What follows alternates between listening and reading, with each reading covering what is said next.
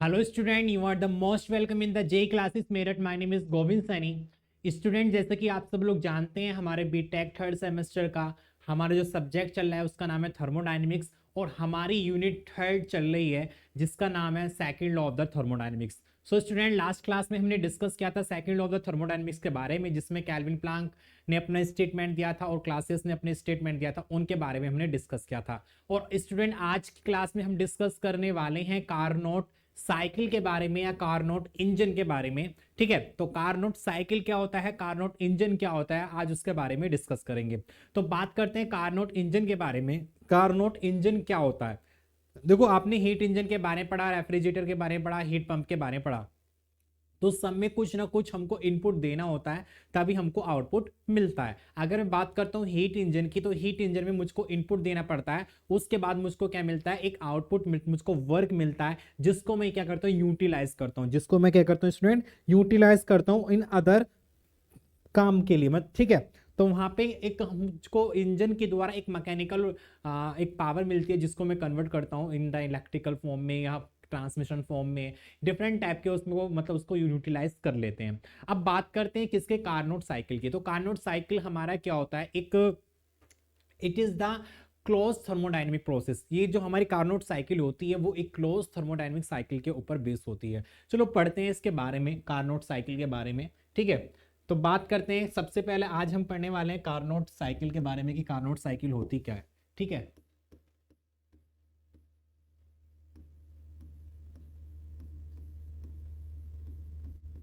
What is Carnot cycle. देखो, Carnot cycle है क्या।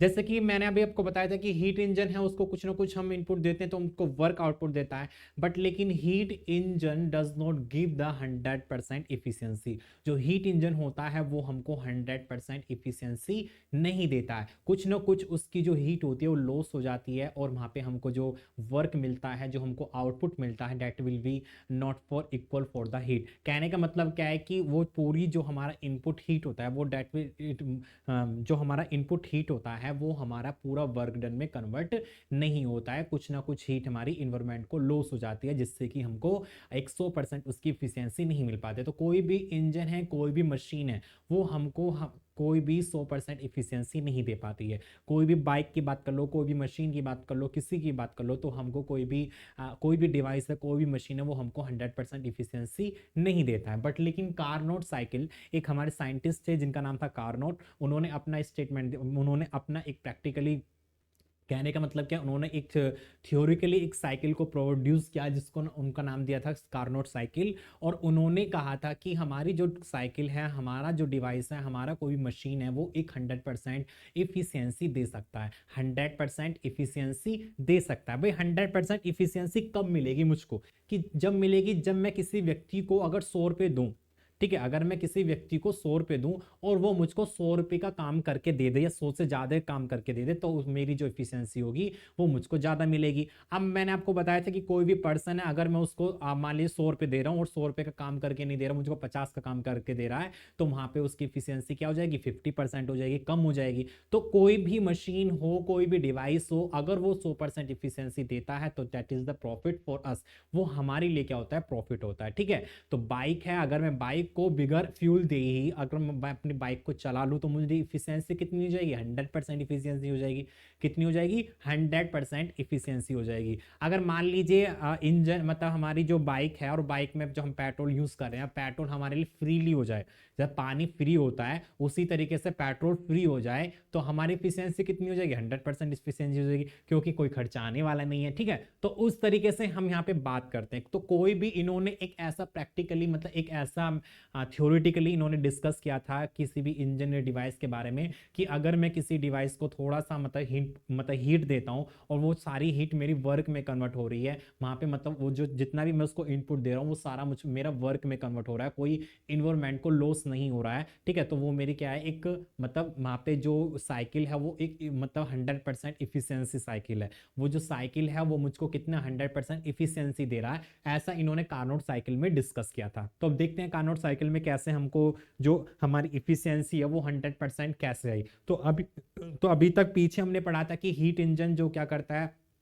मतलब इनपुट हीट को वर्क में कन्वर्ट करता है, और वर्क में कन्वर्ट करने के बाद उसमें थोड़ा सा जो हीट होती है वो इन्वायरमेंट को चली जाती है, जहां पे हमारा लॉस हो जाता है, और इंजन की जो इफिशियंसी आती है 60 70 80 के आसपास आती है, ठीक है। तो मैक्सिमम 80 रहती है। तो कोई भी इंजन है, कोई भी मशीन है, उसकी जो इफिशियंसी होती है वो हमारी 70 80 के आसपास रहती है, लेकिन इन्होंने अपनी इफिशियंसी को 100% बताया है, तो उसके बारे में बात करते हैं। तो सबसे पहले बात करते हैं कार्नोट इंजन साइकिल के बारे में कि कार्नोट इंजन साइकिल है क्या, ठीक है। कार्नोट इंजन साइकिल है क्या, तो बात करते हैं कि इट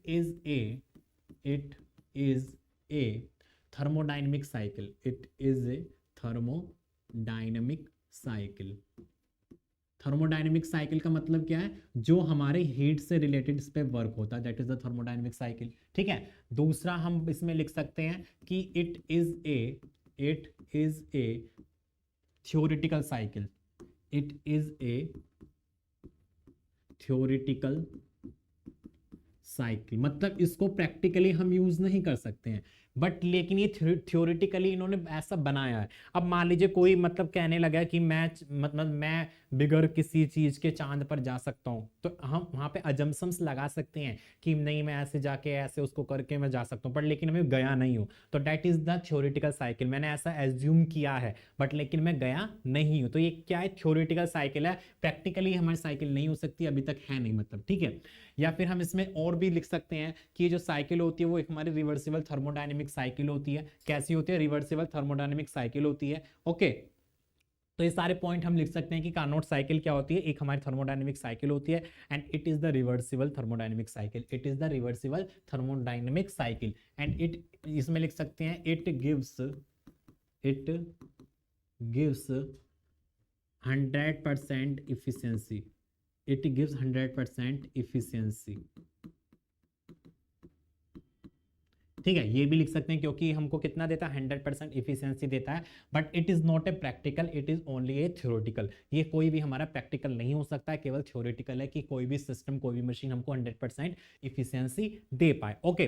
तो देखो, कार्नोट साइकिल को पढ़ने से पहले हम इसमें दो बातें हम बात ध्यान कर लेते हैं, क्योंकि इसमें जो हमारी साइकिल होती है, जो वर्क करती है, वो दो साइकिल पे वर्क करता है। पहला हमारा क्या होता है, पहला स्टूडेंट हमारा क्या होता है, एक तो आइसोथर्मल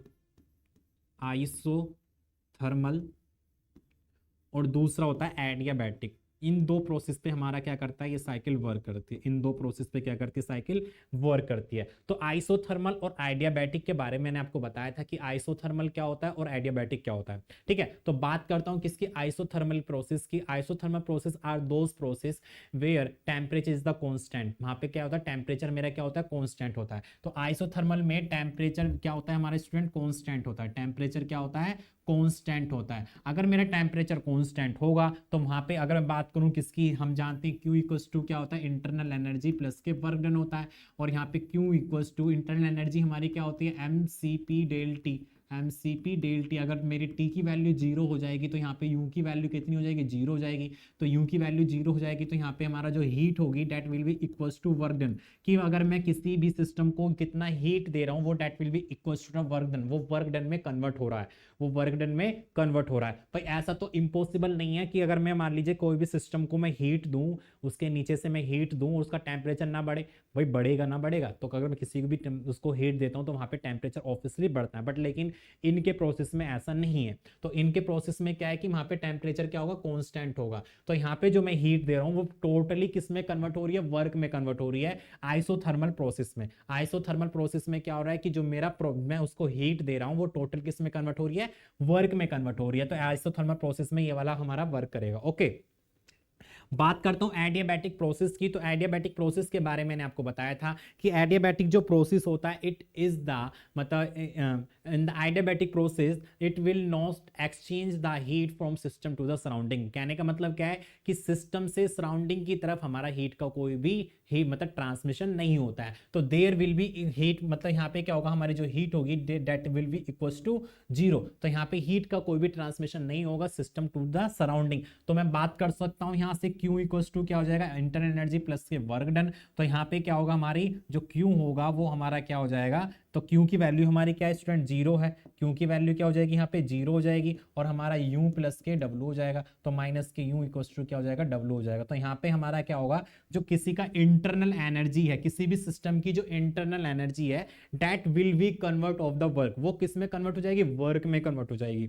तो यहाँ पे आपको ध्यान देना है कि किसी भी सिस्टम की internal energy that will B convert of the work, वो वर्क में कन्वर्ट हो जाएगी। तो एडियाबैटिक प्रोसेस में बात करूं तो एडियाबैटिक प्रोसेस में मेरा हीट क्या होगा, 0 होगा, और उस कंडीशन में जो सिस्टम की एक इंटरनल एनर्जी होगी वो ही किस में कन्वर्ट हो जाएगी, वर्क में कन्वर्ट हो जाएगी। यहाँ पे आपको ध्यान देना है, ठीक है। तो ये जो प्रोसेस आपको समझ में आ गए कि आइसोथर्मल क्या होता है और एडियाबैटिक क्या होता है। ओके, चलो आगे की तरफ बढ़ते हैं, कार्नोट साइकिल के बारे में, कि कार्नोट साइकिल हम कैसे कैसे वर्क करते हैं उनके बारे में डिस्कस करते हैं, ठीक है, उनके बारे में डिस्कस करते हैं। तो सबसे पहले मैं बात करता हूं कि मान लीजिए कोई भी मेरे पास एक पिस्टन है, ठीक है, कोई भी मेरे पास क्या है, एक पिस्टन है, इस तरीके से कोई भी एक पिस्टन है, और यहाँ पे मतलब ये सिलेंडर हो गया, ये पिस्टन हो गया, पता है ना ये क्या है, ये सिलेंडर है, ये मेरा क्या है, पिस्टन है, this is the piston, this is the piston. Okay, इसके अंदर कोई भी मेरी गैस भरी है, इसके अंदर कोई भी मेरी क्या भरी है, गैस भरी हुई है। ओके, तो यहाँ पे क्या होगा कि इन द फर्स्ट कंडीशन, कि यहाँ पे मैंने क्या करूंगा, अगर मैं इसको गर्म करूंगा, इसको मैंने नीचे से क्या दे रहा हूँ, हीट दे रहा हूँ, नीचे से इसको क्या दे रहा हूँ स्टूडेंट, हीट दे रहा हूँ, नीचे से क्या दे रहा हूँ, इसको हीट दे रहा हूँ। ओके,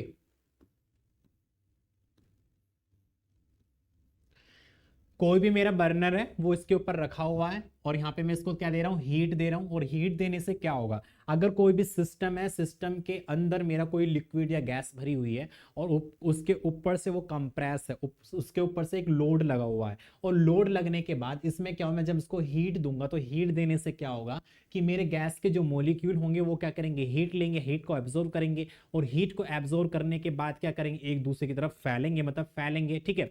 आपने देखा होगा पानी को गर्म करते हैं, तो पानी को गर्म करने के बाद क्या होता है, जो वाटर के मॉलिक्यूल होते हैं वो उबलने लगते हैं, मतलब फैलने लगते हैं, उड़ने लगते हैं। तो उसी तरीके से गैस को अगर मैं गर्म करूंगा तो गैस को गर्म करने के दौरान क्या होगा, वो फैलने लगेगा। आपने देखा होगा सिलेंडर में आग लग जाती है, या कोई भी हमारी ऐसी चीजें होती हैं फट जाती है, प्रेशर कुकर होता है फट जाता है, क्यों फट जाता है, क्योंकि प्रेशर कुकर में जो हमारे अंदर का जो प्रेशर होता है वो बाहर की तरफ एग्जिट नहीं हो पाता है, और उसके द्वारा अंदर उसके अंदर बहुत ही ज्यादा टेम्परेचर क्रिएट हो जाता है, उसके कारण वो हमारा जो कुकर होता है वो फट जाता है, वहां पे वाल जो होती हैं फट जाती हैं, कुकर की जो दीवारें होती हैं फट जाती हैं। क्यों, क्योंकि उसके अंदर जो गैस है उसके अंदर बहुत ही ज्यादा एनर्जी आ जाती है। ओके, तो उसी तरीके से जब मैं किसी भी एक सिस्टम के अंदर मैंने गैस को भरा रखा है, उसको मैं क्या कर रहा हूँ, हीट दे रहा हूँ, हीट प्रोवाइड करा रहा हूँ। हीट प्रोवाइड करने से क्या होगा, जो गैस के मॉलिक्यूल होंगे वो एक्सपैंड करेंगे, भाई वो क्या करेंगे, एनर्जी लेके उसको एक्सपैंड ही तो करेंगे। तो एनर्जी एक्सपैंड करने से क्या होगा कि जो मेरा पिस्टन होगा वो धीरे धीरे ऊपर उठने की तरफ फॉरवर्ड करने लगेगा,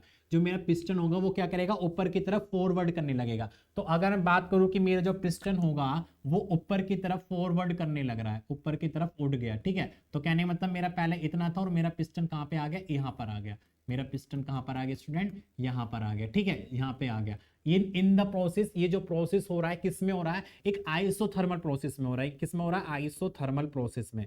आइसोथर्मल प्रोसेस की अगर मैं बात करूं, आइसोथर्मल प्रोसेस में देयर टेम्परेचर विल बी 0। अगर मैं यहां पे हीट दे रहा हूं, इसको क्या दे रहा हूं, हीट दे रहा हूं, तो heat does not equal to 0। यहां पे मैं क्या दे रहा हूं, हीट दे रहा हूं, और हीट देने से क्या होगा, ये क्या करेगा, एक्सपैंड करेगा। एक्सपैंड करने का कब, जब टेम्परेचर मेरा क्या होगा, 0 होगा, मतलब टेम्परेचर कॉन्स्टेंट होगा। कहने का मतलब क्या है, यहाँ पे टेम्परेचर का कोई इंक्रीमेंट नहीं होगा। तो ऐसा हो सकता है, नहीं हो सकता। ओके, तो इन्होंने बोला है, इन्होंने कराया, तो इनको देख लेते हैं। तो यहाँ पे क्या होगा कि मेरा पिस्टन थोड़ा पहले में पिस्टन यहाँ पे था और यहाँ पे आ गया, फिर यहाँ पे आ गया। ओके, तो उस कंडीशन में क्या हुआ कि जब मेरा पिस्टन यहाँ पे आया तो मेरा यहाँ पे आ गया। अब यहाँ पे क्या होगा कि मैंने जब हीट देना इसको बंद कर दिया, वेयर हीट इक्वल्स टू 0, जब मैंने इसको हीट देना 0 कर दिया, हीट देना बंद कर दिया, उस टाइम क्या करेगा, जो गैस के अंदर, उसके अंदर क्या आ जाएगी, इंटरनल एनर्जी आ जाएगी।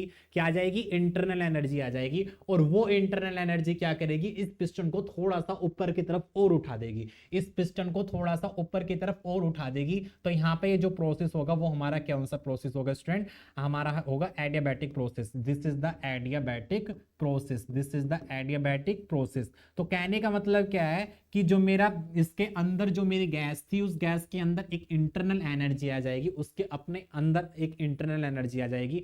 भाई मान लीजिए आपको मैंने क्या दिया, खाने के लिए दिया, यहाँ पे आप भूखे थे, मैंने भूख ने आपको क्या दिया, एक हीट दी, आपको एनर्जी मिल गई।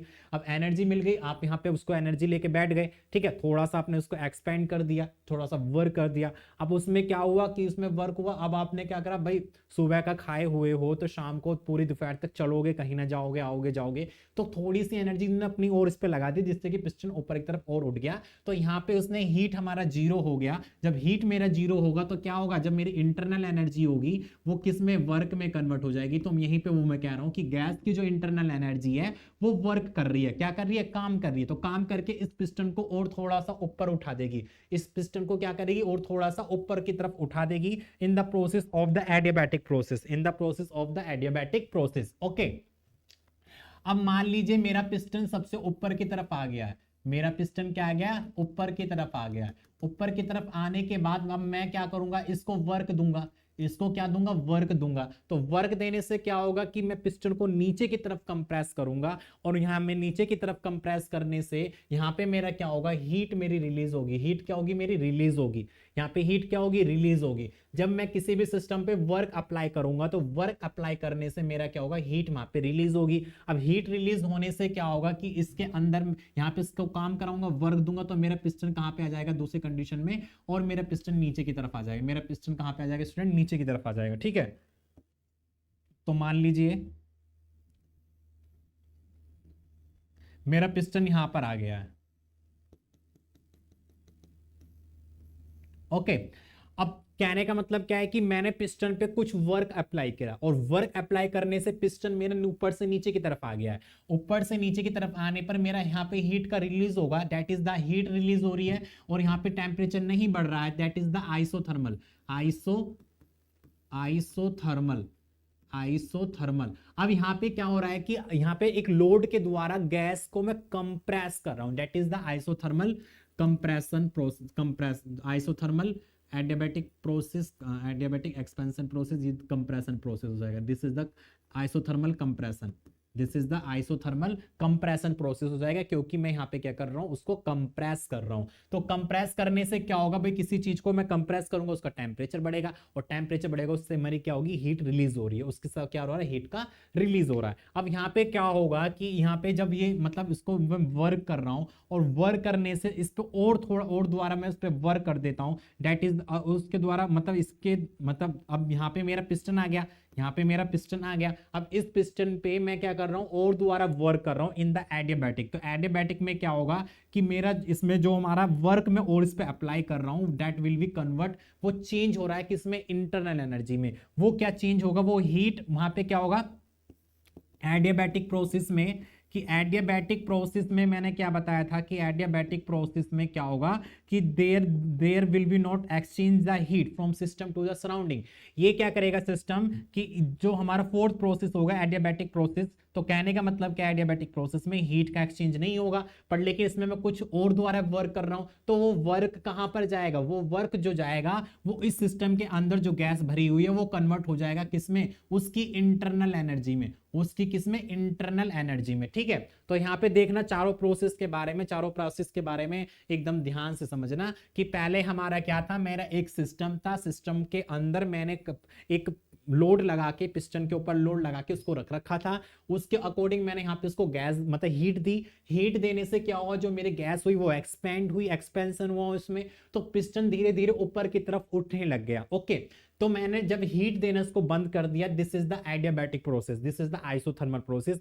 आइसोथर्मल प्रोसेस में temperature will be zero, temperature क्या होगा, कांस्टेंट होगा, टेम्परेचर का कोई आदान प्रदान नहीं होगा, कांस्टेंट होगा, ठीक है। तो वहां पे मेरी जो पूरी हीट होगी किस में कन्वर्ट हो रही है, वर्क में कन्वर्ट हो रही है। तो अभी मैंने पीछे बताया था आपको, पीछे मैंने क्या बताया था कि अगर मेरा टेम्परेचर कांस्टेंट होगा, तो टेम्परेचर कांस्टेंट होगा तो हमारा क्या होगा, इंटरनल एनर्जी जीरो हो जाएगी। तो यहाँ पे जो मेरा हीट होगी total will be equal on the change, मतलब किस में चेंज होगी, वर्क में बदल जाएगी। तो मेरी जो टोटल हीट होगी that will be equal on the work done, वो वर्क डन के बराबर हो जाएगी। अगर मैंने बताया था कि एडियाबैटिक प्रोसेस में क्या होगा, अगर मैं उसको हीट देना बंद कर दूंगा जहां पे हीट का कोई भी ट्रांसमिशन नहीं होगा, उस कंडीशन में मेरा क्या होगा जी, उसकी इंटरनल एनर्जी किसके, वर्क डन के बराबर हो जाएगी, या वर्क डन किस में कन्वर्ट हो जाएगा, इंटरनल एनर्जी में कन्वर्ट हो जाएगा। ओके, तो यही हम पे बात कर रहे थे। तो पहले मेरा क्या था कि एक पिस्टन था जिसके अंदर मैंने गैस को फिल करके रखा था, और गैस को फिल करने के बाद मैंने इसके ऊपर पिस्टन रखा। तो दूसरा सिस्टम ये भी है, तो this is the closed system, this is the closed system,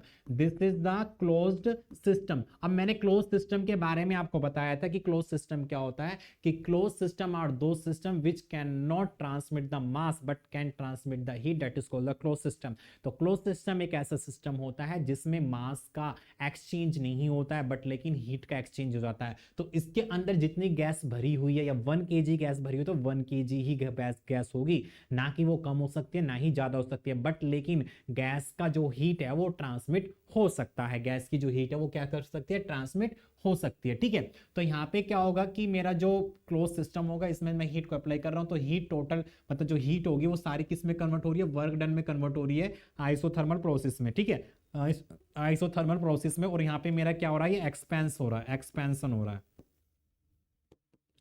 तो यहाँ पे क्या हो रहा है स्टूडेंट, एक्सपेंशन हो रहा है। तो एक्सपेंशन का मतलब एक्सपैंड करना, मतलब बढ़ना, एरिया बढ़ना, एक्सपैंड करना। तो यहाँ पे क्या होगा, गैस क्या करेगी, एक्सपैंड करेगी, ऊपर की तरफ बढ़ेगी, तो उसका वॉल्यूम बढ़ जाएगा। भाई वॉल्यूम बढ़ेगा, कंप्रेस करने में क्या होता है, वॉल्यूम घटता है, प्रेशर बढ़ता है। ठीक है, कंप्रेस करने में क्या होता है, वॉल्यूम घटेगा तो प्रेशर बढ़ेगा और टेम्परेचर बढ़ेगा। इसमें क्या होगा कि मेरा जो इसमें जब मेरा वॉल्यूम बढ़ेगा तो प्रेशर घटेगा और टेम्परेचर भी घट जाएगा। तो उस कंडीशन में क्या होगा मेरा स्टूडेंट, यहाँ पे जब मैं इसको हीट दे रहा हूं तो हीट वो कन्वर्ट हो रही है किसमें, वर्क डन में। ओके, अब यहाँ पे क्या होगा, जब मैं इसको हीट देना बंद कर दूंगा, that is the adiabatic process. Adiabatic process में जब मैंने इसको हीट देना बंद कर दिया तो इस सिस्टम की कुछ एक इंटरनल एनर्जी थी, वो इंटरनल एनर्जी क्या, उस पिस्टन को और वर्क देगी, मतलब वर्क में कन्वर्ट करेगी, अपनी इंटरनल एनर्जी को वर्क में कन्वर्ट करेगी, थोड़ा सा और उसको ऊपर की तरफ उठा देगी। आपने देखा होगा कि अगर मैं मान लीजिए बर्तन में चाय को बना रहा हूं, और बर्तन में चाय को बनाने के बाद क्या होता है कि अगर मैं चाय को बना रहा हूं और चाय को बनाने के बाद मेरे चाय निकलने वाली है, उस कंडीशन में चाय के निकलने से पहले मैंने गैस को बंद कर दिया, और बंद करने के बाद भी कुछ ना कुछ चाय बाहर निकल ही जाती है, कुछ ना कुछ चाय बाहर निकल ही जाती है। तो एक उस चाय के अंदर जो पार्टिकल है उनकी एक इंटरनल एनर्जी होती है, और वो इंटरनल एनर्जी यहाँ पे क्या करती है, अप्लाई करती है, वो इंटरनल एनर्जी यहाँ पे क्या करती है, अपना अप्लाई करती है। ठीक है, तो यही होता है यहाँ पर। और उसके बाद देखते हैं कि यहाँ पे हम क्या देखते हैं, उसके बाद मैंने बोला था कि इसकी जो यहाँ पे देखो ये इंटरनल एनर्जी थी, ये वाली, भाई ये वाली जो क्या थी, इसकी इंटरनल एनर्जी थी, वो किस में कन्वर्ट हो रही है, वर्क में कन्वर्ट हो रही है। और वही जो इंटरनल एनर्जी यहाँ पे वर्क में कन्वर्ट हो रही थी, जो वर्क हमारा इंटरनल एनर्जी में कन्वर्ट हो रहा था, वही इंटरनल एनर्जी यहाँ पे वर्क को दे रही है। वो इंटरनल एनर्जी क्या करे, इस पिस्टन को ऊपर की तरफ उठा रहा है। ठीक है, that is the adiabatic process में, जहां पे हीट का कोई भी ट्रांसमिशन ना हो। उसके बाद मैंने क्या करा, ऊपर चला गया, उसके बाद फिर मैंने इसके ऊपर एक वर्क अप्लाई किया, इसके ऊपर क्या किया मैंने स्टूडेंट, एक वर्क अप्लाई किया, और वर्क अप्लाई करने से पिस्टन नीचे की तरफ आएगा, नीचे की तरफ आएगा तो क्या होगा, इसमें कंप्रेशन होगा, कंप्रेशन से इसका प्रेशर बढ़ेगा और टेम्परेचर बढ़ेगा। उसके बाद क्या होगा, इसके बाद यहाँ पे पिस्टन मेरा ही मान लीजिए यहाँ पे आ गया, और यहाँ पे आने के बाद इसकी कुछ जो इंटरनल एनर्जी, मतलब कहने का मतलब क्या है, फिर मैंने इसके ऊपर और वर्क कराना चाहा, और वो वर्क एडियाबैटिक प्रोसेस में क्या होगा, हीट का ट्रांसमिशन नहीं होगा। इस कंडीशन में क्या हो रहा था कि मैं वर्क दे रहा था, जो मेरी हीट यहाँ पे जनरेट हो रही थी वो बाहर की तरफ एग्जिस्ट कर रही थी, ट्रांसमिट हो रही थी। बट लेकिन नेक्स्ट कंडीशन में क्या होगा, जब मेरा एडियाबैटिक प्रोसेस होगा, तो एडियाबैटिक प्रोसेस में क्या होगा कि जब मैं इसके ऊपर और वर्क करूंगा तो वो जो वर्क होगा वो किस में कन्वर्ट हो रहा है, इंटरनल एनर्जी में कन्वर्ट हो रहा है, ना कि हीट वहां से ट्रांसमिट कर रही है। इतना समझ में आ गया आपको? ठीक है, तो यही हमारा कारनोट का था कि कारनोट में कैसे साइकिल हमारी वर्क कर रही है। तो यहाँ पे देखो हीट जो है वो हमारी एक इंटरनल वर्क में भी कन्वर्ट हो रही है, और इंटरनल वर्क उसको वर्क में भी कन्वर्ट कर रहा है। तो इस तरीके से यहाँ पे हमारी जो इफिशियंसी होगी वो एक 100% इफिशियंसी हो सकती है। ठीक है, अब इसको हमको प्रूव करना है, कैसे कैसे इसकी साइकिल वर्क करती है उसके बारे में डिस्कस करते हैं। ओके, तो इसके साइकिल के बारे में बात कर लेते हैं कि हमारी जो साइकिल है इसकी वो कैसे वर्क करेगी।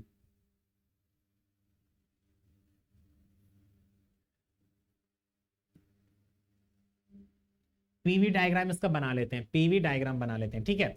तो सबसे पहले मैं बात करता हूं कि मेरा कोई पीवी डायग्राम में बात कर लेते हैं कि मेरा कोई पॉइंट था 1 और 1 से वो जा रहा था 2, 1 से जा रहा था 2, एक पॉइंट था 1, 1 से जा रहा था 2, ठीक है। तो पहले मैं बात करता हूं प्रोसेस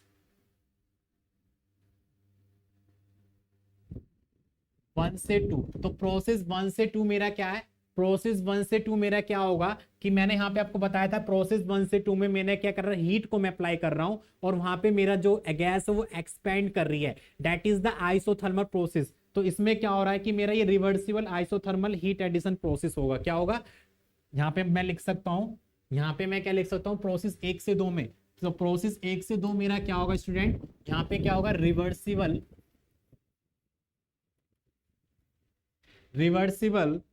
आइसोथर्मल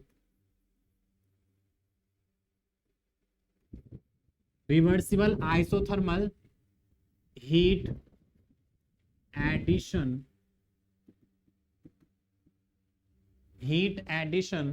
प्रोसेस। तो सबसे पहले मैंने क्या करा, कोई भी मेरा पिस्टन था, पिस्टन के अंदर कोई भी गैस था, सब्सटेंस था, उसको मैंने क्या दिया, हीट दिया। तो कहने का मतलब क्या है, 1 से 2 प्रोसेस में मैंने क्या दिया, इसको हीट दिया। हीट मेरी इन हो गई, हीट क्या हो गई, इन हो गई, हीट क्या हो गई, यहां पर इन हो गई। ओके, अब बात करते हैं प्रोसेस प्रोसेस 2 से 3 की तरफ, प्रोसेस 2 से 3 की तरफ। अब मेरा प्रोसेस 2 से 3 क्या होगा, मेरा प्रोसेस 2 से 3 हमारा इधर आ जाएगा, प्रोसेस 2 से 3 मेरा क्या होगा, यहाँ पे आ जाएगा। अब यहाँ पे क्या होगा प्रोसेस 2 से 3 में, that is the adiabatic process. तो इसमें क्या होगा स्टूडेंट, एडियाबैटिक प्रोसेस में मैंने आपको बताया था कि इसमें क्या होगा, ये रिवर्सिबल एडियाबैटिक एक्सपेंशन प्रोसेस होगा, ठीक है। ये क्या मेरा reversible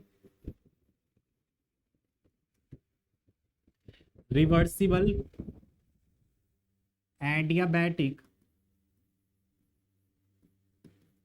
expansion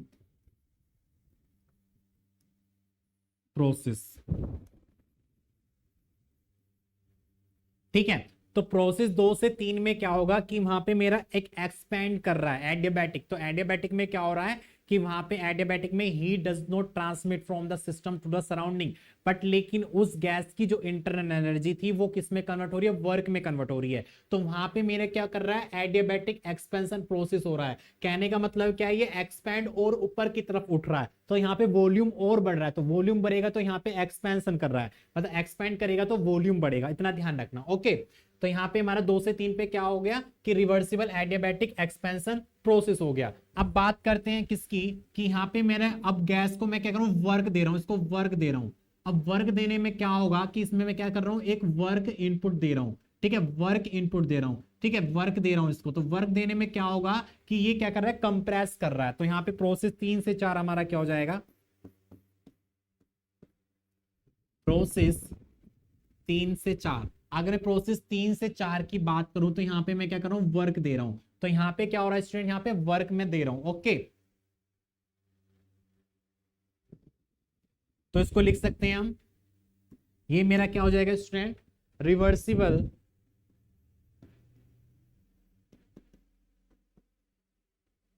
isothermal heat rejection process. तो यहां पे क्या होगा, मेरी हीट रिजेक्ट होगी। तो यहां पे क्या होगा, हीट रिजेक्ट होगी, हीट आउट हो जाएगा। यहां पे क्या हो जाएगा, हीट का मेरा क्या होगा स्टूडेंट, यहां पर आउट हो जाएगा।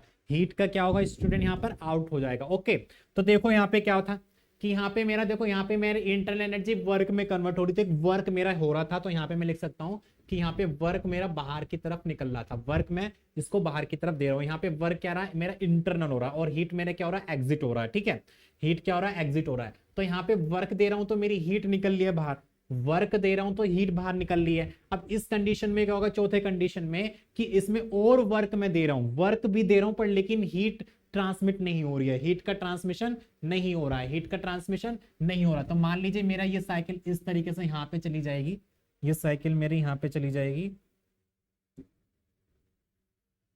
इस तरीके से, यहाँ पे 4 से 1 पे चली जाएगी, और 4 से 1 पे मैं इसको वर्क भी दे रहा हूं, वर्क भी दे रहा हूं, ठीक है, और यहाँ पे मेरा हीट का ट्रांसमिशन नहीं हो रहा है, हीट का ट्रांसमिशन नहीं हो रहा है, ठीक है, यहाँ पे हीट का ट्रांसमिशन नहीं हो रहा है, ठीक है। तो इस कंडीशन से यहाँ पे देख लेंगे कि इसका जो पीवी डायग्राम होगा वो हमारा इस तरीके से बनेगा, जो इसका पीवी डायग्राम होगा स्टूडेंट हमारा वो इस तरीके से बनेगा, ठीक है। तो यहाँ पे चौथा प्रोसेस मैं लिख देता हूं कि चौथा प्रोसेस मेरा क्या होगा, प्रोसेस 4 से 1। तो प्रोसेस 4 से 1 की अगर मैं बात करूंगा, प्रोसेस 4 से 1 की अगर मैं बात करूं तो क्या होगा, प्रोसेस 4 से 1 क्या होगा हमारा, reversible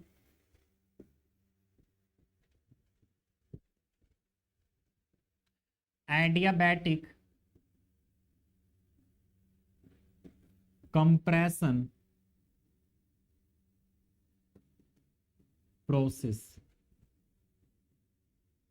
reversible adiabatic compression process होगा, ठीक है, रिवर्सिबल एडियाबैटिक कंप्रेशन प्रोसेस होगा। तो चारों प्रोसेस आपको समझ में आ गए कैसे कैसे प्रोसेस होगा। भाई पहला प्रोसेस क्या है, reversible isothermal heat addition process, reversible reverse हो सकता है क्योंकि मेरा पिस्टन नीचे भी जा रहा है ऊपर भी जा रहा है, this is the reversible. Okay, तो यहाँ पे क्या है, isothermal, isothermal there is the temperature is the 0 और मेरा जो मार पे हीट होगी टोटल विल बी मतलब इक्वल, जो कन्वर्ट हो रहा है वर्क में कन्वर्ट हो रहा है, हीट एडिशन करने पे क्या रहा है, वर्क में कन्वर्ट हो रहा है। यहाँ पे मैं क्या हो रहा है, एक्सपेंड हो रहा है। तो मैं यहाँ पे लिख सकता हूँ, यहाँ पे मैं इसको लिख सकता हूँ, क्या लिख सकता हूँ, there expansion process,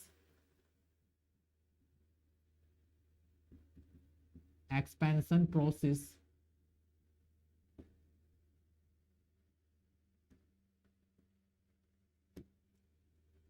expansion process, ठीक है। ये वाला क्या है मेरा, यहां पे क्या होगा,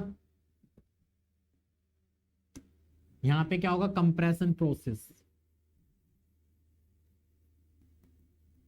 कंप्रेशन प्रोसेस, ठीक है। तो समझ में आ गया, यहां पे क्या हो रहा है, मेरा एक्सपेंशन हो रहा है, यहां पे कंप्रेशन हो रहा है। ओके, इतना समझ में आ गया, ठीक है। अब बात करते हैं इसके साइकिल के बारे में, इसकी प्रोसेस के बारे में, इसकी साइकिल के बारे में बात करते हैं, ठीक है।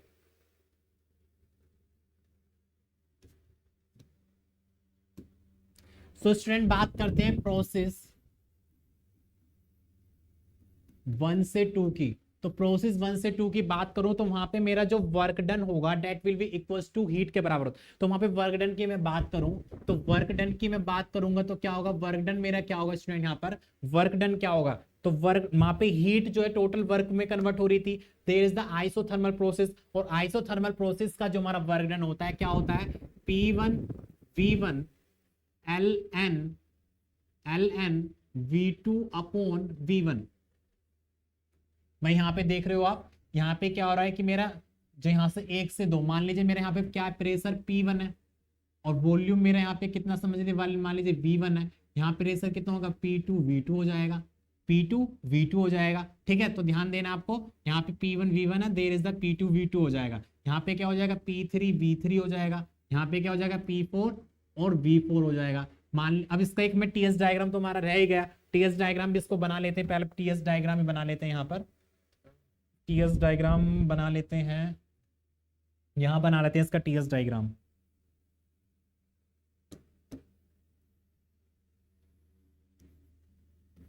टी मतलब टेम्परेचर, एस मतलब एंट्रोपी, टेम्परेचर और एंट्रोपी के बीच में इसका क्या डायग्राम बनेगा उसके बारे में बात कर लेते हैं। तो यहाँ पे देख रहे हो स्टूडेंट, यहाँ पे क्या हो रहा है, देयर इज 1 से 2 हमारा आइसोथर्मल प्रोसेस है, टेम्परेचर विल बी कांस्टेंट। तो यहाँ पे क्या होगा, टेम्परेचर मेरा कांस्टेंट होगा। तो यहाँ पे क्या होगा स्टूडेंट, टेम्परेचर कांस्टेंट होगा। मान लीजिए मेरा प्रोसेस 1 से 2 जा रहा है, temperature will be constant. Okay, उसके बाद मेरा क्या था, एडियाबैटिक प्रोसेस था। एडियाबैटिक प्रोसेस में क्या होता है, हीट का ट्रांसमिशन नहीं होता है। देर अगर एंट्रोपी क्या होती है, entropy is depend on the heat, when the system we are apply to heat then the entropy will be exchange. तो एंट्रोपी जो होती है वो हमारी हीट के ऊपर डिपेंड करती है, एंट्रोपी जो होती है वो हमारी हीट के ऊपर डिपेंड करती है। अगर हीट के अंदर कुछ मतलब हमारा सिस्टम में हीट ट्रांसमिट नहीं हो रही है, heat will be constant, then entropy will be constant. Entropy क्या होगा, कांस्टेंट होगा। तो एंट्रोपी की वैल्यू क्या होगी, कांस्टेंट होगी। प्रोसेस 3 से 4 में आइसोथर्मल प्रोसेस था, there temperature will be constant, तो मेरा टेम्परेचर क्या हो जाएगा, कांस्टेंट हो जाएगा,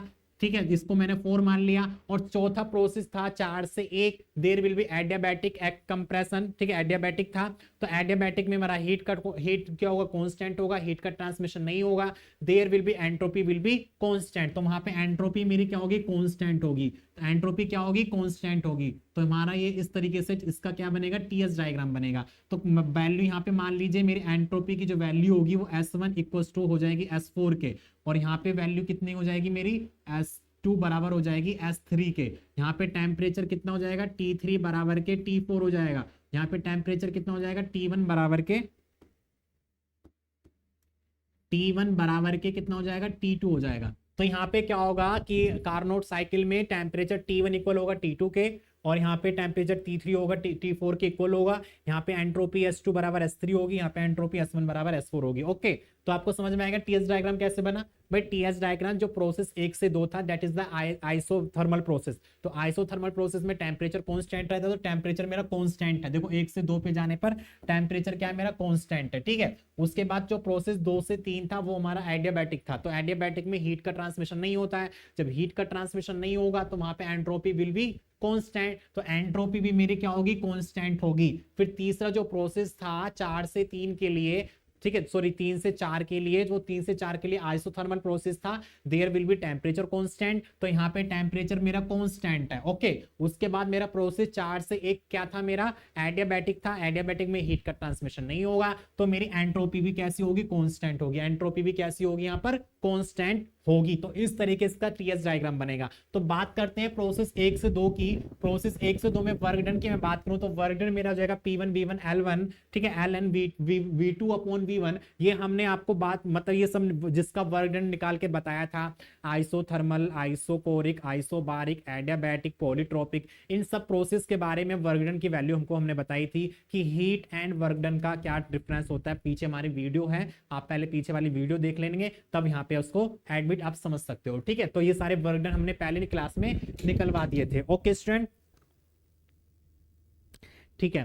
तो अब बात करते हैं यहाँ पर, अगर मैं मान लीजिए यहाँ पे मेरा जो वर्क डन है डेट वर्क डन होगा, तो यहाँ पे मैं अब हम जानते हैं क्या, पीवी बराबर क्या होता है, MRT होता है, दिस इज द MRT। अगर मैं बात करता हूँ P1 V1 की, तो यहाँ पे क्या हो जाएगा, MRT1 हो जाएगा, क्या हो जाएगा, MRT1 हो जाएगा, ठीक है। तो इस कंडीशन में मैं क्या लिख सकता हूँ, यहाँ पे जो मेरा वर्क डन होगा, तो वर्क डन बराबर हो जाएगा MRT1 ln v2 upon v1, ln v2 upon v1, ln v2 upon v1, ठीक है। अब ln कहीं आप कंफ्यूज मत हो जाना कि यहाँ पे जो ln है डिट इज द, ln को हम लिख सकते हैं log base e, log base e, ठीक है, log बेस e, ठीक है। अगर जो log होता है वो log होता है log बेस में 10 होता है, तो यहाँ पे हमारा log बेस e है, तो इसलिए मैंने ln लिख रखा है। तो ध्यान देना, इसके जो न्यूमेरिकल होंगे, न्यूमेरिकल में log की वैल्यू नहीं लेनी है, ln की वैल्यू लेनी है। जो आपके कैल्सी में log के बराबर में ही एक बटन होगा, वो ln का होगा, तो वहां पे उसको वैल्यू लेनी है, तभी आपका आंसर सही आएगा, वरना गलत आ जाएगा log लोगे तो, ठीक है, ध्यान देना इस बात को। ओके, तो उसके बाद देखते हैं हम, तो उसके बाद देखते हैं प्रोसेस 2 से 3 देखते हैं। तो प्रोसेस 2 से 3 हमारा क्या था, एडियाबैटिक था। तो एडियाबैटिक का जो वर्क डन होता है वो स्टूडेंट क्या होता है, तो एडियाबैटिक का वर्क डन था हमारा 2 से 3 पे, तो P2 P3 है, तो यहाँ पे हमारा क्या हो जाएगा P3, तो यहाँ पे क्या हो जाएगा P3 V3 माइनस के P2 V2 अपॉन गामा -1। ये मत कहना सर ये कैसे आ गया, ये मत कहना कि सर ये कैसा आ गया, कहां से आ गया, तो ये सब चीजें मैंने पहले आपको करा रखा है, ये सब चीजें मैंने पहले आपको करा रखी हैं। वर्क जो हमारा पहले था, पहली क्लास हो गई थी जहां पे मैंने जो प्रोसेस थे हमारे थर्मोडायनेमिक के, उन प्रोसेस में मैंने हीट और वर्क डन दोनों की वैल्यू को निकलवाया था, वहां से ये वैल्यू आई है। ओके, तो यहाँ पे हमारा जो प्रोसेस 2 से 3 होगा, तो प्रोसेस 2 से 3 में हम वैल्यू को निकालेंगे कि प्रोसेस 2 से 3 में हमारी वैल्यू क्या होगी, उन वैल्यू को हमने लिख लिया, that is the P3 V3 minus के P2 V2, that is the P3 V3 minus के P2 V2। तो यहाँ पे प्रोसेस हमारा वर्क डन जो होगा,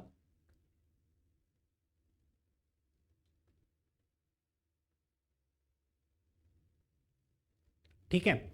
अब बात करते हैं प्रोसेस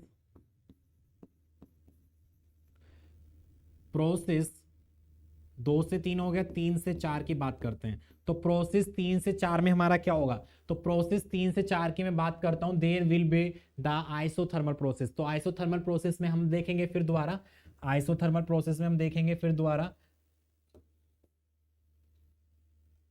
प्रोसेस 3 से 4 की बात करते हैं तो प्रोसेस 3 से 4 हमारा क्या होगा, वर्क डन जो होगा हमारा, तो यहाँ पे जो वर्क डन होगा that will be equal to the, क्या क्या होगा, तो प्रोसेस कितने पे है, 3 से 4 पे है, तो वहां पे क्या होगा, P3V3, ठीक है, P3V3 ln, P3V3 ln V4 upon V3, that is the V4 upon V3। तो यहाँ पे क्या होगा स्टूडेंट, फिर हम देख लेंगे यहाँ पर कि हमारा जो वर्क डन निकल के आएगा that will be equals to MRT2, MRT2 ln V4 upon V3। तो यहाँ पे बता दूं जो मेरा T2 आया वो कहाँ से आया, ठीक हो, T2 कैसे आया, कहने का मतलब क्या है, मान लीजिए मेरा यहाँ पे टेम्परेचर T1 था, there will be temperature will be constant, तो यहाँ पे भी मेरा T1 था, यहाँ पे फिर एक्सपेंड कर तो यहाँ पे मेरा T2 हो गया और यहाँ पे भी मेरा टेम्परेचर कितना हो गया, T2 हो गया। In the term of the this condition, in the term of the this condition भी पॉइंट 1 पे मेरा टेम्परेचर T1 था, पॉइंट 1 में टेम्परेचर T1 था, पॉइंट 2 पे भी टेम्परेचर T1 ही है, मतलब कांस्टेंट टेम्परेचर जो यहाँ पे था वो यहीं पर है, वो 3 पे मेरा टेम्परेचर कम हो गया और 4 पे मेरा टेम्परेचर 3 के बराबर है। तो कहने का मतलब क्या है, T1 बराबर T2 है, T3 बराबर T4 है, तो इसलिए मैंने यहाँ पे केवल 2 ही टेम्परेचर लिए, T1 और T2। ओके स्टूडेंट, समझ में आ गया, ठीक है, तो वहाँ पे इसलिए मैंने यहाँ पे क्या लिए, 2 ही टेम्परेचर लिए हैं, इसलिए मैंने यहाँ पे क्या लिए हैं, 2 ही टेम्परेचर लिए हैं, ठीक है। तो इसलिए मैंने यहाँ पे उसमें T1 लिया था, यहाँ पे T2 ले रहा हूँ केवल, यहाँ T3 नहीं ले रहा हूँ, केवल मतलब हमारा वैल्यू जो टेम्परेचर है वो मेरा क्या ले रहा हूँ, T2 ही ले रहा हूँ। तो उस कंडीशन में हमारा वर्क डन कितना जाएगा, MRT2 ln V4 upon V3 आ जाएगा। अब बात करते हैं प्रोसेस 4 से 1 की, तो प्रोसेस 4 से 1 में बात करता हूँ, वहां पे वर्क डन देखूंगा तो वर्क डन मेरा क्या हो जाएगा स्टूडेंट, वर्क डन मेरा क्या हो जाएगा, P4V4 माइनस के P3V3 अपॉन गामा माइनस के 1, अपॉन गामा माइनस के 1 हो जाएगा, ठीक है, अपॉन गामा माइनस के 1 हो जाएगा, ठीक है।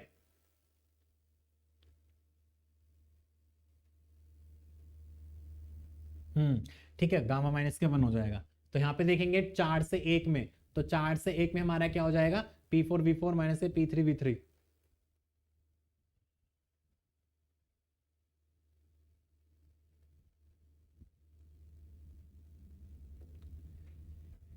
तो यहाँ पे इस तरीके से क्या करेंगे, इसका वर्क डन देखेंगे तो P4V4, सॉरी P4V4 4 से 1 पे करेंगे तो P4V4 हमारा क्या हो जाएगा, P1V1 हो जाएगा, सॉरी फॉर इट, तो P4V4 क्या हो जाएगा, P4V4 P1V1, P1V1 हो जाएगा, क्या हो जाएगा, P1V1 हो जाएगा, ठीक है, P1V1 हो जाएगा, ठीक है। तो इस तरीके से करेंगे, प्रोसेस हमारा ये हो गया। अब इसके बाद यहाँ पे देखते हैं, यहाँ पे बात करते हैं किसकी, यहाँ पे बात करते हैं किसकी, efficiency of the heat engine की। यहाँ पे अब मानते हैं कि हमारी जो इफिशियंसी होती है डेट इज द, क्या होती है, आउटपुट अपॉन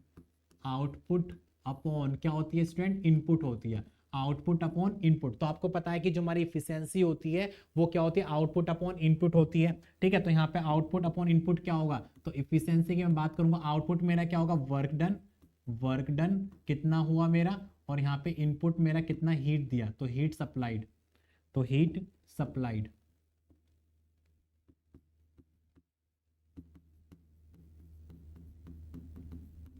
ठीक है। तो इफिशियंसी को मैं लिख सकता हूं क्योंकि वर्क डन मेरा क्या होता है, किसी भी सिस्टम का जो वर्क डन होता है वो क्या होता है, तो क्या होता है वर्क डन, कि हमारा हीट इनपुट माइनस के heat output upon heat input, heat input, ठीक है। तो देखते हैं यहां पर, इसको देखते हैं, तो इसको यहां पे देखते हैं, तो हीट इनपुट मेरी क्या थी भाई, फर्स्ट कंडीशन में मैंने हीट इनपुट दिया था, जब मैं अपने मतलब बर्नर पर अपनी गैस को गर्म करा तो वहां पे मैं हीट दे रहा था, दिस इज द प्रोसेस 1 से 2, और 1 से 2 में प्रोसेस जो मेरा था वर्क डन था, और मैंने वहां पे बताया था कि जो मेरा वर्क डन होगा that will be equal to the heat, क्योंकि मेरा जो मैं हीट दे रहा था वो टोटल किस में कन्वर्ट हो रहा था, वर्क डन में कन्वर्ट हो रहा था, या नहीं हो रहा था, ये वाला जब मैंने आपको बताया था कि जब मैं इसको हीट दे रहा हूं तो वहां पे मेरा हीट किसके बराबर है, वर्क डन के बराबर है। तो यहाँ पे मैं क्या करूंगा, जो मेरी हीट होगी, जो मेरी हीट होगी वो मेरे वर्क डन के बराबर हो जाएगी। तो अभी मैंने वर्क डन निकाला था, वर्क डन निकाला था मैंने किसका, प्रोसेस 1 से 2 के लिए। तो प्रोसेस 1 से 2 के लिए वर्क डन कितना था, M R T one L one L N V two upon V one. तो ये वाली वैल्यू को मैं यहाँ पुट करूंगा, ये वाली वैल्यू को यहाँ पे पुट करूंगा तो क्या आएगा मेरी वैल्यू, तो यहाँ पे वैल्यू हो जाएगा हमारा एम, यहाँ हो जाएगा M R T one, M R T one L N V two upon V one, L N V two upon V one minus के। अब क्यू आउटपुट, क्यू हीट कहां पे रिजेक्ट हो रही, तो प्रोसेस 3 से 4 में, प्रोसेस जो मेरा 3 से 4 था वहां पे क्या हो रहा था, मेरा हीट रिजेक्ट हो रही थी, डेट इज द वहां पे क्या होता है, हीट मेरा रिजेक्ट हो रहा था आइसोथर्मल प्रोसेस में। तो वहां पे हमारा क्या निकल के आया था, M R T two L N, M R T two L N V four upon V three, V four upon V three, V four upon V three आया था, ठीक है, अपॉन हीट इनपुट। अब हीट इनपुट मेरा यही हो रहा था प्रोसेस 1 से 2 में, तो M R T one L N V two upon V one, V two upon V one. अब देखो मैंने क्या करा यहां पर, ठीक है, अब क्या करेंगे यहां पर, अब मैंने क्या करा यहां पर, इसको देख लेते हैं। यहां पे क्या करेंगे कि मेरा एम आर टी वन है, एम आर टी टू है, और M R T one L one V two upon V one है, ठीक है। तो यहाँ पे क्या होगा, यहाँ पे क्या होगा कि मेरा देखो वी टू, देख चूंकि V two upon V one, V two upon V one, this is the expansion process, this is the expansion process, expansion process, ठीक है। V2 अपॉन V1 क्या था, मेरा एक्सपेंशन प्रोसेस था। तो ये हमारा क्या हो जाएगा, एक्सपेंशन रेशो हो जाएगा। तो ये क्या कहलाएगा, हमारा एक्सपेंशन रेशो कहलाएगा, क्या कहलाएगा, एक्सपेंशन रेशो, ठीक है। V4 अपॉन V3 की मैं बात करूं, this is the compression ratio, this is the compression ratio, this is the compression ratio. और यहाँ पे मेरा क्या होगा कि जो V2 अपॉन V1 होगा that will be equal to V4 upon V3, क्योंकि वहां पे जो वॉल्यूम होगा, जो वॉल्यूम होगा वो एक ही कवर कर रहा है। कहने का मतलब क्या है, जितना वो एक्सपेंशन हो रहा था उतना ही मेरा कंप्रेशन हो रहा है। तो यहाँ पे जो वॉल्यूम होगा that will be equal to, मतलब दोनों ही वॉल्यूम एक दूसरे कैसे होंगे, इक्वल होंगे। कहने का मतलब क्या है कि मैं मतलब 10 मीटर की दूरी तय करके गया, फिर 10 मीटर की दूरी ही मैं उधर आया, तो कहने मतलब मैंने सेम डिस्टेंस कवर करा। ऐसे मेरा यहाँ पे वॉल्यूम क्या होगा, सेम होगा। तो उस कंडीशन में मैं यहाँ पे क्या लिख सकता हूँ, उस कंडीशन में मैं यहाँ पे इसको लिख सकता हूँ कि मेरा जो M R T one L N V two upon V one minus M R T two L N V two upon V one, ठीक है। V4 V3 को मैंने लिख लिया, V2 अपॉन V1 लिख लिया, upon M R T one minus के, sorry, L N V2 upon V1, क्या हो जाएगा, V2 अपॉन V1 हो जाएगा। अब यहाँ पे मैं क्या करूंगा कि देखो M R L N V two upon V one, M R L N V two upon V one बाहर ले लिया मैंने, तो M R L N V two upon V one, अंदर क्या बचेगा, टी वन माइनस के टी टू बचेगा, अपॉन यहाँ हो जाएगा एम आर टी वन और L N V two upon V one, ठीक है।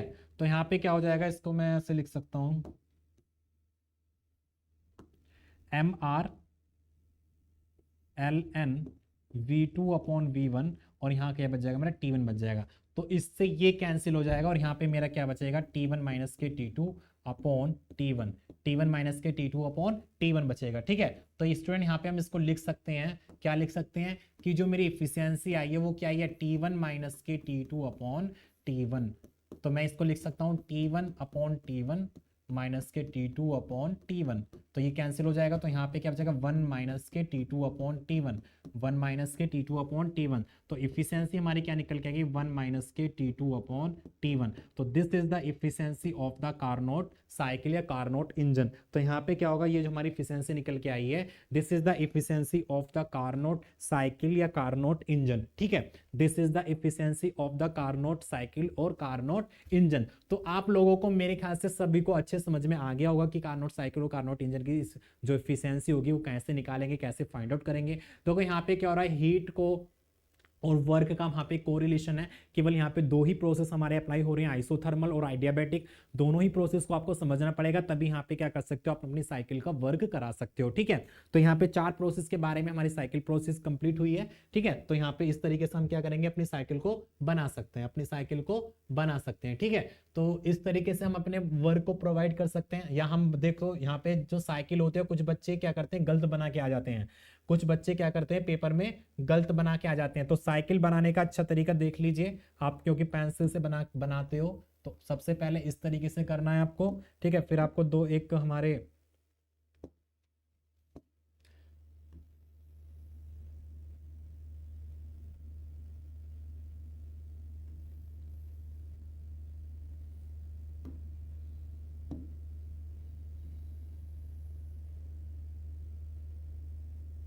ठीक है, अब इसके बाद तुम्हें क्या करना है, इसके बाद इसको इससे मिलाना है, इसको इससे मिलाना है, इसको इससे मिलाना है। ठीक है, इसको इससे मिलाना है और इसको इससे मिलाना है। इस तरीके से यहाँ पे हमारी साइकिल बनेगी। अब उसके बाद क्या करना है आपको, उसके बाद क्या करना है, इस वाले को काट देना है।